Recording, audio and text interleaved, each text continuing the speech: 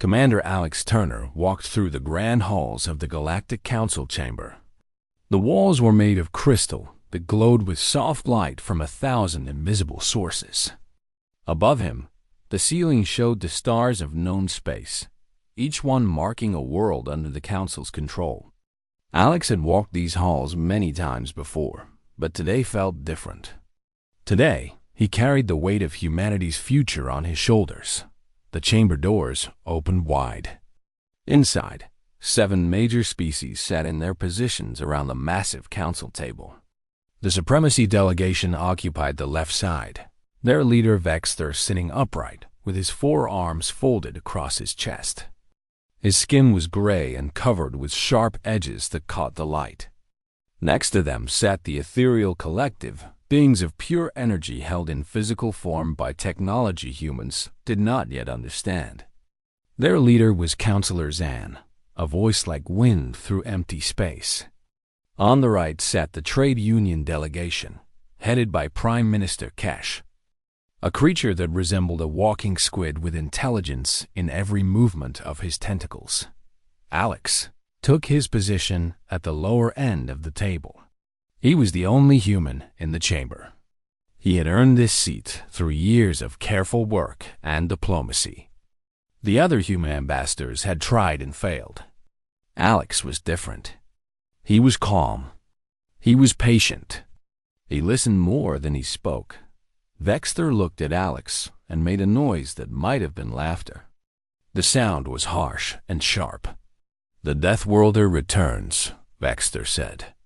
His voice was like metal scraping against stone. "Tell us, Alex Turner, what brings your primitive species to waste our time once again?" Alex did not react to the insult. He had learned long ago that anger was a tool these beings used to control negotiations. If you showed anger, you had already lost. "The human colonies have been following the rules," Alex said in a clear voice. "We have not violated any treaty. We have not attacked any species. We have paid our taxes to the Council. We have earned the right to expand into Sector 7. That sector was declared open for colonization." Counselor Zan's form rippled with what might have been amusement. "You speak of rights as if you understand what they are," Zan said. "You come from a world of chaos and violence. A death world, we call it. Your species survived there by being brutal and savage. Those qualities have no place in a civilized galaxy." Prime Minister Kesh moved one of his tentacles across the table. "The human request is denied," he said simply. "Sector 7 will be allocated to the Trade Union for resource extraction. Humans are not ready for such responsibility." Alex leaned forward. He had prepared for this. He had brought data, charts, and proof of human ability. He had statistics showing human technological growth, human success in managing colonies, human cooperation with other species. He began to present this information. As he spoke, Vexter stood up. He walked to a window that overlooked the council station. Behind him, the other species paid little attention to what Alex was saying. "Do you know what is interesting about humans?" Vexter asked, without looking at Alex. "They believe that logic and reason will convince us. They think if they show us data, we will change our minds. They do not understand that we do not care about their data. We do not care about their arguments. We care about power, and humans have no power." Alex stopped speaking. The chamber was quiet. "Humans are useful for labor," Kesh said. "They breed quickly. They adapt to harsh environments. But to treat them as equals? To give them important sectors of space? That is not rational. That is not possible. Besides," Zan added, "humans are young. Your species has been in space for only 200 years. We have been here for millions of years. Do you see? The difference is not small. The difference is complete." Alex understood then that this meeting was not a negotiation. It was a performance, a show of power. The council had already decided. They were simply going to humiliate him first. "I request a formal vote," Alex said quietly. The council members looked at each other. Vexter returned to his seat and nodded once. The vote was immediate. 7 votes against humans. 0 votes in favor. The measure was denied. Alex gathered his papers and stood to leave. As he walked toward the door, Vexter spoke again. "Tell your leaders that we are not cruel," Vexter said. "We have decided to give humans a gift. We will allow you to remain in your current sectors. You may continue to breed and work. Perhaps in a few thousand years, your species will have evolved enough to matter. Perhaps." The laughter that followed Alex out of the chamber was like a weapon. He felt it cutting at his back as he walked down the crystal hallway. He did not look back. He did not show emotion. But inside, something had changed. 3 days later, Alex arrived on Earth. He went directly to Admiral Monica Chun's office in the Military Command Center in Denver. Monica had been waiting for his report. She was a tall woman with short dark hair and eyes that missed nothing. She had served in the Earth military for 30 years. She was not a politician. She was a warrior. Alex described the meeting. He described every insult, every dismissal, every moment where the council made it clear that humanity was not welcome in the galaxy as an equal. Monica listened without speaking. When Alex finished, she stood and walked to the window. From her office, she could see the Rocky Mountains in the distance. She could see the world that humans had fought so hard to survive on. Humans had conquered disease, hunger, and the harsh nature of Earth itself. Humans had built cities, created art, developed science. And some alien beings thought they were too primitive to matter. Monica turned back to Alex. "How many military leaders do you think I can trust?" she asked. "What do you mean?" Alex asked, though he thought he knew.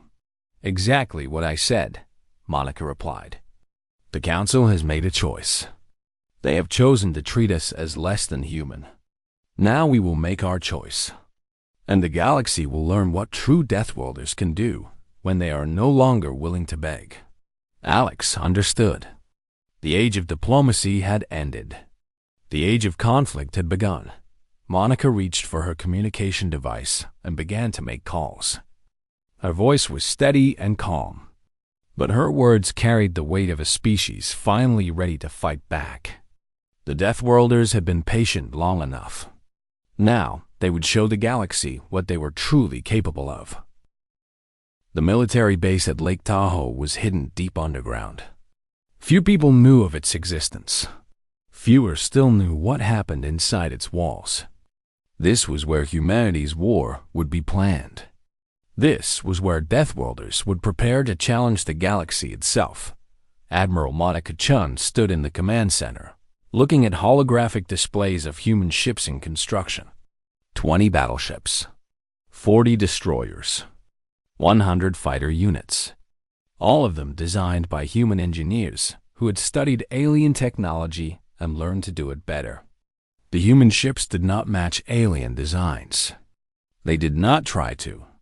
Instead, they were built for how humans fought: faster, more agile, more willing to take risks. Captain David Harrison entered the command center. He was a broad-shouldered man with gray at his temples and a scar that ran down his left cheek. He had fought in 3 different colonial conflicts. He had lost friends to alien weapons and alien indifference. He was ready for war. "The crews are assembled," David said. "We have personnel from every human colony. Every military force has sent their best fighters. They understand what we are doing. They understand we are not going back to begging." Monica nodded. She had known David for 15 years. She trusted him with her life and with the lives of all humans who would follow them into combat. "What about the civilian governments?" Monica asked. "Are they going to be a problem?" David smiled slightly. "The civilian governments are going to vote to support us. They just do not know it yet. But they will, Once they understand that the only choice is victory or extinction, they will support the military. Humans always do. We understand survival. Commander Nicole Brooks entered next. She was younger than Monica and David, but her mind was sharper than almost anyone alive. She had been born on a colony world called New Terra, where humans had built a settlement in the middle of a hostile wilderness. She had grown up understanding that the universe was not kind and that weakness led to death. The intelligence network is in place, Nicole said. She placed a data chip on the table. We have people inside the Council's operations on 7 different worlds. We have maps of their military installations. We have records of their supply lines. We know their weaknesses. Monica picked up the data chip. Tell me. First, Nicole said, the Council species do not work well together. The Supremacy wants power. The Trade Union wants profit. The Ethereal Collective wants to be left alone. They have an alliance, but it is fragile. If we strike hard and fast, we can break that alliance apart. Second, she continued, their military thinking is old. They have not fought a real war in thousands of years. They depend on their numbers and their technology to win. They do not expect tactics. They do not expect humans to fight the way we actually fight. Third, Nicole said, and her voice became harder, they have many worlds and many citizens who are tired of their rule. The colonies are filled with species that have been oppressed by the Council. If humans lead an uprising, they will follow. David leaned back in his chair. So our strategy is to hit them hard, move quickly, and turn their own people against them. Exactly, Nicole said. Monica studied the displays showing human ships being built in hidden shipyards across the solar system. She thought of Alex Turner sitting at that council table, trying to reason with beings who saw reason as a sign of weakness. She thought of every human who had been turned away, dismissed, treated as less than civilized. She thought of her daughter, who lived on a colony world and would inherit the galaxy that humans were about to create. When will the fleet be ready? Monica asked. 6 months, David said. We can be completely ready in 6 months. We do not have 6 months, Nicole said. The Council is starting to suspect something. There is unusual activity in Council space. They are preparing defenses. If we wait 6 months, they will be ready for us. Monica made her decision. We go in 4 months. Partial fleet first. We hit one major target and strike hard. We show the galaxy that we are serious. Then, we activate the full fleet and begin the real campaign. David stood. I will prepare the first strike force. Which target? The Kepler Prime defense platform, Monica said. It is the Council's most important military installation outside their home systems. If we take it, we prove that their military can be beaten. If we take it fast, we prove that their defenses are not as strong as they believed. Nicole was already looking at tactical displays. The platform has 300 defense units. It has a crew of 5,000. The defenses are strong, but they are not expecting an attack. We can use the element of surprise. How many ships? David asked. 50, Monica said. That is all we need. Because we will fight smarter. We will fight harder. And we will not stop until we win. The 3 leaders spent the next 8 hours planning the attack. They studied every detail of the Kepler Prime platform. They calculated firing angles and approach vectors. They planned the exact moment when human ships would strike and how they would coordinate their attacks. By the time they finished, a plan had taken shape. A plan that would change the galaxy forever. Alex Turner watched from a communications room as the military preparations continued. He had been given a new role. He was now the voice of humanity's message to the galaxy. When the first strike came, Alex would broadcast an explanation. He would tell all species that humans were tired of being treated as less than equal. He would tell them that the age of human submission was over. Alex recorded the message over and over, trying different words, different tones. Some versions were angry. Some were calm. In the end, he chose the version that was clear and direct and gave no room for misunderstanding. "This is Commander Alex Turner," he said into the recording device. "I speak for the human species. We have asked for respect. We have asked for fairness. We have been given insults and dismissal. That time is now finished. We are Deathworlders. We come from a world where only the strong survive. We have survived. We have thrived. And we will no longer accept being treated as less than any other species in this galaxy.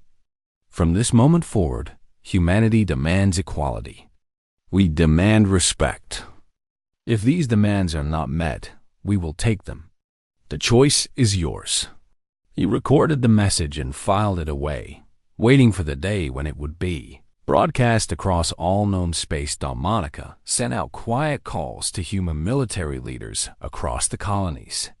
She did not say much. She only said to prepare their forces and be ready to respond to her signal. Some leaders understood immediately what was coming. Others waited for more information. But all of them gathered their forces and waited. 4 months passed like days. The human ships were ready. The crews were trained. The strategy was set. And on a quiet morning in space, far from any world that might detect the action, the first strike force began to move toward Kepler Prime. Monica Chun stood in the command center of the flagship, watching displays of her ships moving through space. "All ships report ready," David Harrison said from his position at the communications console. Monica looked at the displays one more time. Then she gave the order that would change everything. "Begin approach to target," she said. "Let the galaxy know that the Deathworlders are coming." The defense sensors at Kepler Prime had never detected a human approach. The platform commanders, beings from 3 different species, did not take the warning seriously when it came. Humans? A threat? The idea seemed absurd. Humans were primitive. Humans were young. Humans posed no real danger to a Council defense installation. That was their first mistake. Captain David Harrison stood on the bridge of the battleship Defiance. Around him, his crew moved with practiced efficiency. Each person knew their job. Each person had trained for months for this exact moment. The tactical display in front of David showed the layout of Kepler Prime. 3 massive station rings, each one the size of a small city. Defense platforms positioned around the station like teeth in a metal mouth. Hundreds of fighter units sitting in docking bays, ready to launch. "Distance to target?" David asked. 50,000 kilometers, his navigator reported. "We are entering the outer sensor range." David made his decision. There was no point in trying to hide. The Council would know humans were coming. That was fine. Humans wanted them to know. "Send the message," David commanded. Alex Turner's recorded message broadcast across all known space. The words were simple. The meaning was clear. Humanity was done asking. Humanity was now taking. The reaction at Kepler Prime was followed by anger. The platform commander, a supremacy general named Vex Thorol, did not believe the message. How could humans attack a Council installation? It was impossible. It was crazy. It was not a rational choice, but it was happening. The Council had made the humans understand that only power mattered. Now the humans were showing power. David Harrison watched the distance counter. 40,000 kilometers. 30,000. The defense platforms at Kepler Prime were beginning to turn toward the approaching human fleet. Weapons started to charge. But the humans were faster. "Launch attack sequence Alpha," David commanded. 50 human ships moved as one. They did not come at the station from the expected direction. They did not follow normal military tactics that alien species had used for thousands of years. Instead, the human ships split into three distinct groups. One group moved directly at the station's main defenses. The second group curved around the station's edge. The third group came from above the orbital plane, where fewer defenses were positioned. The Council had built Kepler Prime to fight against enemies who fought like they fought. Kepler Prime was not ready for humans. The first exchange of weapons fire lasted only 3 minutes. Human ships struck with precision that confused the Council defenders. The humans were willing to take damage. They were willing to sacrifice ships to get through the defenses. They fought without fear, because they understood that fear was the enemy's weapon, and they refused to use it. Vexthorol watched from the command center as human ships broke through the outer defenses. His signals officer was screaming reports of massive casualties. His weapons officer could not track the human ships because they moved in patterns that seemed almost random. But they were not random. They were planned. They were calculated. Every human movement had a purpose. Launch all fighter units, Vexthorol commanded. Destroy those ships. 300 fighter units launched from the station's docking bays. They moved to intercept the human fleet. For a moment, the sheer number of alien fighters seemed like it would overwhelm the humans. 50 human ships against 300 alien fighters. The math did not work in humanity's favor, but the math never accounted for the human will to survive. David Harrison's fighter pilots were the best humanity had trained. They flew human-designed ships that were lighter and faster than the standard alien fighters. They used maneuvers that the alien pilots had never encountered. They attacked in coordinated patterns that the aliens could not predict. And most importantly, they did not stop. They did not hesitate. They did not retreat. The space around Kepler Prime became a chaos of fire and motion and death. The human ships pressed forward, moving deeper into the station's defenses. The alien fighters threw themselves at the humans again and again. But every time they struck, the humans struck back harder. Commander Nicole Brooks watched the battle from the command center on Earth. She had networks of sensors following every moment of the combat. She was ready to send reinforcements if needed, but she did not think they would be needed. The humans were winning. How long until the platform falls? She asked her tactical officer. At this rate, the officer said slowly, maybe 2 hours. The humans are destroying the defensive systems faster than the platform can replace them. 2 hours. It took 2 hours for the humans to break through Kepler Prime's outer defenses. It took another hour to breach the main station structure. By that time, Vexthorol had ordered an evacuation. He could see the writing on the wall. The station was lost. The final assault came when human boarding parties breached the main command center. They moved through the station like a force of nature, moving methodically, decisively, leaving no room for the Council defenders to mount any effective resistance. When they reached the command center, they found it empty. Vexthorol had already fled, along with most of the station's leadership. The human soldiers stood in the command center and raised the Earth flag. The image was broadcast across all known space before the Council could stop it. A human flag flying over a Council installation. The symbol was clear. The impossible had happened. The Deathworlders had won.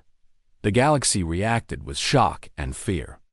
News broadcasts spread the story faster than light itself could travel. Humans had attacked. Humans had succeeded. The Council's military might, which had seemed unbeatable, had been broken by a species that the galaxy had treated as primitive.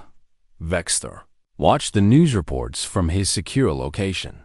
His face showed nothing, but inside he was calculating. The attack had been successful. That much was clear. But why? How had humans managed such a victory? What had changed? Then he received intelligence reports from his spies throughout human space.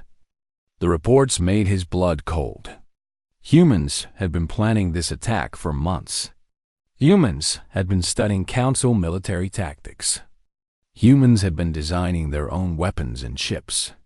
Humans had transformed themselves from primitive colonists into a military force capable of taking on the galaxy itself.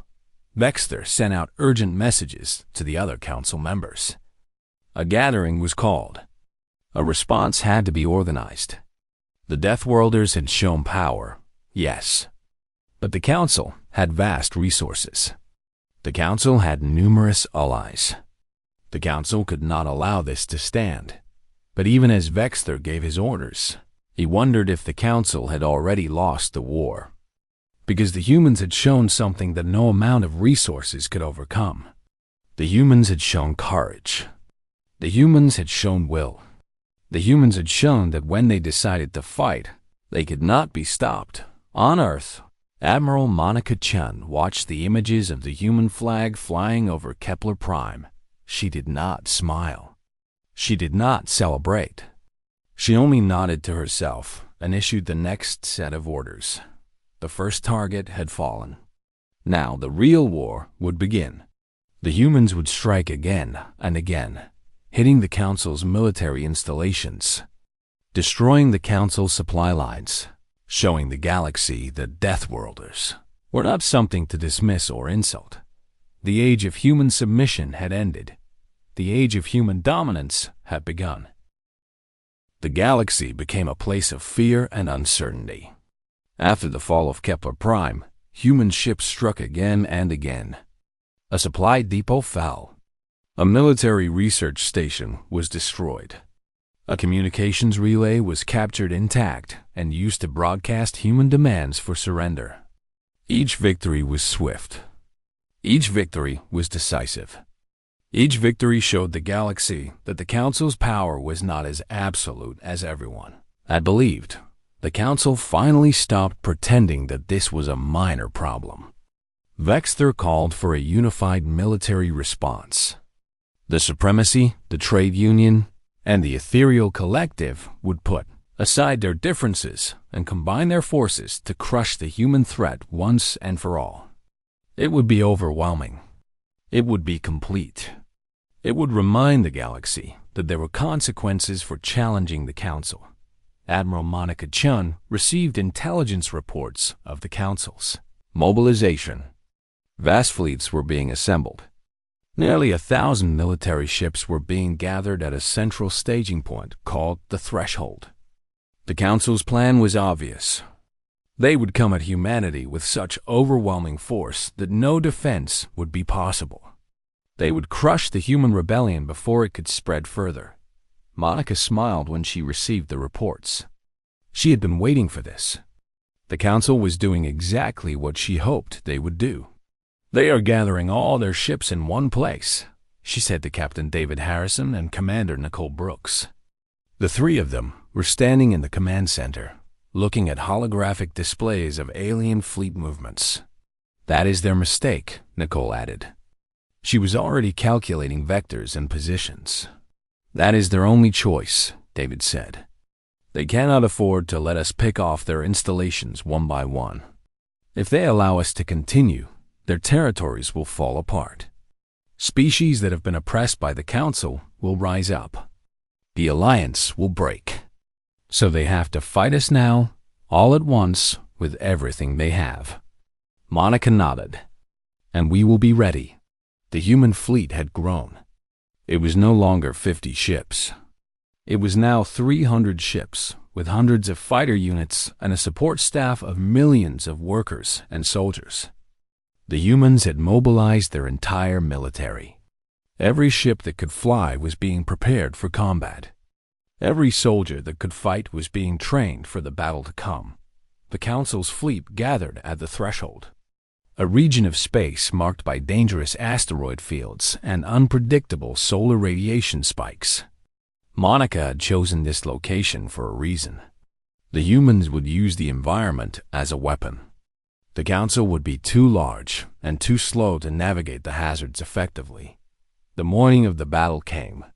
Monica stood on the bridge of the Defiance, dressed in her military uniform, watching the displays that showed the approaching enemy fleet. Nearly 1,000 ships. The human fleet was outnumbered more than 3 to 1. By every measure of military strength, the humans should have been doomed. But Monica was not thinking about numbers. She was thinking about what made humans different. Humans were adaptable. Humans could fight in impossible situations and somehow find a way to win. Humans had conquered a hostile world with nothing but their will and their intelligence. Humans would not break. "All ships report ready," David Harrison said from his position at the communications console. Monica looked at the displays one more time. Then she gave the order: engage the enemy. The battle that followed would be studied by military scholars for centuries. It was not a battle fought in the traditional way. The human fleet did not line up to face the enemy head-on. Instead, the human ships scattered, moving through the asteroid field, using the rocks as cover and as obstacles. The human pilots flew with a recklessness that made alien commanders panic. They took risks that seemed suicidal, but the risks paid off. The Council's fleet was massive, but it was also ponderous. The massive battleships of the Supremacy could not navigate the asteroid field without slowing down. The trade union's cargo-style vessels were designed for transport, not combat. The ethereal collective's energy-based ships had trouble distinguishing human ships from the natural radiation spikes in the region. The humans, on the other hand, were exactly where they wanted to be. David Harrison coordinated human attacks from the Defiance. Instead of trying to face the Council's larger ships directly, he sent his fighters against them. Wave after wave of human fighters struck at the Council's vessels, targeting weapon systems, engines, communications arrays. The Council's fighters tried to intercept, but the human pilots were faster, more agile, and more willing to press their attacks close to the enemy ships. The space around the threshold became a graveyard. Alien ships fell one after another, struck by human weapons, disabled by human tactics, overwhelmed by human determination. The Council's commanders tried to organize a response, but the human attacks were too fast, too coordinated, too effective. Hours passed. The battle raged on. Human ships took damage. Human soldiers died. But the human fleet did not retreat. It did not hesitate. It pressed forward, and it continued to destroy the Council's military might. By the end of the first day of battle, the Council had lost nearly 400 ships. The human fleet had lost 30. The numbers alone told the story. This was no longer a match between an established power and a young upstart. This was a demonstration of something fundamental. The humans were better fighters. The humans were more determined. The humans would not be defeated. The battle lasted 3 days. By the end, the Council's fleet was broken. The surviving alien ships scattered, fleeing back to their home territories. The humans pursued for a time, destroying additional vessels, making it clear that they were a threat that could not be ignored. When the Battle of the Threshold ended, the galaxy had a new reality to accept. The humans had defeated the Council's combined military force. The age of Council supremacy was over. The news spread across known space faster than any ship could travel. Species that had been oppressed by the Council's rule suddenly saw hope. Colonies that had been controlled by Council authority began to rebel. Governments that had submitted to Council demands suddenly asked themselves if they still needed to comply. The human victory at the threshold opened a door that could not be closed. Within weeks, uprisings began on dozens of worlds. Within months, the Council's authority had been broken in entire sectors of space. The humans had not conquered the galaxy, but they had proven that the galaxy could be changed, and they had proven that they were capable of doing it. Monica Chun watched the reports coming in from across known space. She did not celebrate. She only understood what had to happen next. The battle at the threshold had been won, but the war was not yet over. There would be difficult negotiations ahead. There would be hard choices to make. There would be species that would refuse to accept human authority. But the most important battle had already been won. The humans had proven they were equals.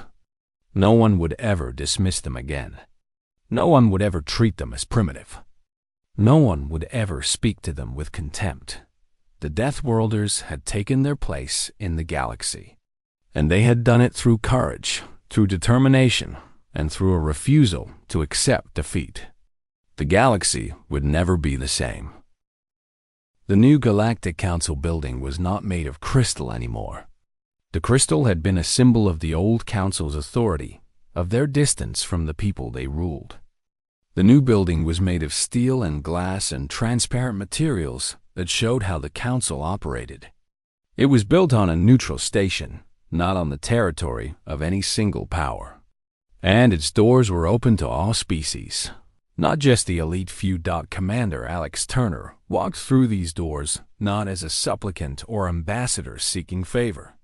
He walked as a representative of a power that no one could ignore. Behind him came representatives from 5 other human colonies, chosen because they represented the strength and diversity of human achievement. They wore uniforms that showed they had fought in the war. They carried themselves with the confidence of warriors who had faced the galaxy's challenges and overcome them. The surviving members of the old council were already seated in the chamber. Vexter was there, his gray skin showing the stress of defeat. Prime Minister Kesh was there, his tentacles hanging limp at his sides. Counselor Zan's energy form flickered with uncertainty. The species that had ruled known space for so long now sat in silence, waiting to hear what the humans would say. Alex took his position at the head of the table, not at the lower end, not at a position marked for new or inferior species. At the head, the position of ultimate authority. He looked at each council member in turn, letting them see the weight of what had happened. "The age of your supremacy is finished," Alex said simply. "You built a system where some species were allowed to rule and others were forced to obey. You built a system where power was more important than fairness. You built a system where you could dismiss and insult species without consequence. That system is now destroyed." Vexter tried to speak, but Alex raised his hand. The gesture was small, but it contained the weight of a military force that had defeated the Council's entire fleet. "You will listen," Alex said. "You will not speak until I give you permission." The old council members sat in silence. Alex laid out humanity's new terms. The Galactic Council would be restructured. Every species with a population of more than 1 billion individuals would have equal representation. There would be no first-class species and no second-class species. All worlds would be treated fairly. All resources would be distributed equally. Any species or government that violated these new rules would face consequences. "What kind of consequences?" Vexter asked. "The kind that you have already experienced," Alex replied. "The kind that destroys military installations. The kind that overwhelms fleets. The kind that removes governments from power. We are Deathworlders. We do not make threats we cannot keep." Prime Minister Kesh spoke next. "The trade union will not accept this. Our traders will not tolerate equal treatment with species that have inferior technology." "Then the trade union will be broken," Alex said. "We will take your ships. We will seize your resources. We will give your territories to species that will treat them fairly. And there is nothing you can do to stop us. You tried to stop us already, and you lost. Do you really want to try again?" The silence that followed was heavy and absolute. "There is a choice," Alex continued. "You can accept the new order. You can work within it. You can learn to live as equals with other species instead of as rulers.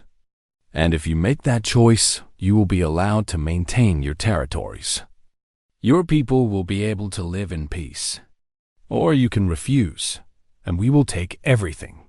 Counselor Zan asked the question that everyone was thinking. Why would you do this? Why would you take the risk of war? Your victory at the threshold cost you dearly. Because, Alex said, we refuse to build a galaxy like the one you built. We refuse to rule through fear and force. We refuse to treat other species as less than human. We will use force when we must, but we will not use it to create oppression. We will use it to create freedom. He paused, letting his words settle into the minds of the council members. We are Deathworlders, Alex said. Our home world taught us that survival is not guaranteed. Our world taught us that weakness leads to death. But our world also taught us something else. It taught us that cooperation is stronger than domination. It taught us that a species that works together can accomplish things that no individual can achieve alone. That is what we are offering to this galaxy. Not human rule, but human partnership. Over the following weeks, the new order took shape. Not all species accepted it willingly. Some resistance continued, but each resistance was met with swift military action that made it clear that the new rules would be enforced. Some governments fell. Some territories changed hands. But gradually, the galaxy accepted that the old order was gone and would not return. Human military forces were stationed at key locations throughout known space, not as an occupying force but as a guarantee that the new rules would be maintained. Human representatives sat on the Galactic Council, not as the supreme authority, but as equals among equals. Human ships patrolled the trade routes, not to control commerce, but to ensure that no species attempted to dominate others. Monica Chun stood in her office, watching reports from across the galaxy. The war was over. The restructuring was proceeding, but her work was not finished. She had to make sure that the military was maintained at a level that could defend the new order if it was threatened. She had to prepare for a future where not all species would be willing to accept equality. David Harrison was promoted to admiral and given command of the human fleet's outward territories. He took the position knowing that he would be the wall between the new order and those who would try to tear it down. Nicole Brooks was given a position in the new council's security apparatus, overseeing intelligence operations that would help prevent future conflicts before they could start. And Alex Turner? Alex Turner stood once again in the new Galactic Council chamber, but this time not as a supplicant. This time as a representative of power, but more importantly, as a representative of something the galaxy had never had before. A species that had been conquered by oppression and had chosen not to perpetuate that oppression. A species that had fought for its rights and had then chosen to share those rights with others. On Earth, celebrations erupted across the planet. Humans gathered in city squares and watched broadcasts showing their representatives at the Galactic Council. Children learned in school about the humans who had fought to take their place among the stars. The story was not just a story of military victory. It was a story of a species that had refused to accept their place at the bottom of a hierarchy, and had changed the entire galaxy because of that. Refusal. Monica and Alex stood together on a balcony overlooking the new council building. They looked out at the stars beyond, at the territories humans now controlled and defended. They looked at a galaxy that was different because Deathworlders had decided they would not be dismissed. Do you think it will last? Alex asked. Do you think the new order will hold? Monica did not answer immediately. She thought about the forces of history and power and the resistance that always came when the powerful were forced to share authority. It will hold as long as we are willing to defend it, Monica said finally. The galaxy has learned that we will fight. The galaxy has learned that we will not be defeated. Some species will try to break the new order. Some species will attempt to return to the old ways. But as long as humans are willing to stand against them, the new order will survive." She paused, then added, "And humans will stand. Because we remember what it was like to beg. We remember what it was like to be dismissed. And we will not allow that to happen to any species again." The final image showed the human flag being raised at the Galactic Council headquarters. Not as a symbol of human supremacy, but as a symbol of human equality. The flag flew beside the flags of every other species in known space. All of them equal, all of them represented, all of them part of a new order that had been built not through the continuation of oppression, but through its destruction. The Deathworlders had not conquered the galaxy. They had liberated it. And in doing so, they had proven that strength could be used for something greater than domination. Strength could be used for freedom. Strength could be used for justice. Strength could be used to build a future where no species would ever again be treated as less than any other. This was the victory that the humans had won at Kepler Prime, at the Battle of the Threshold, and in every engagement that followed. This was the victory that would echo across the galaxy for generations to come. The Deathworlders had risen up. They had refused to accept their place, and they had changed the entire universe because of it. The age of human submission had ended. The age of human equality had begun.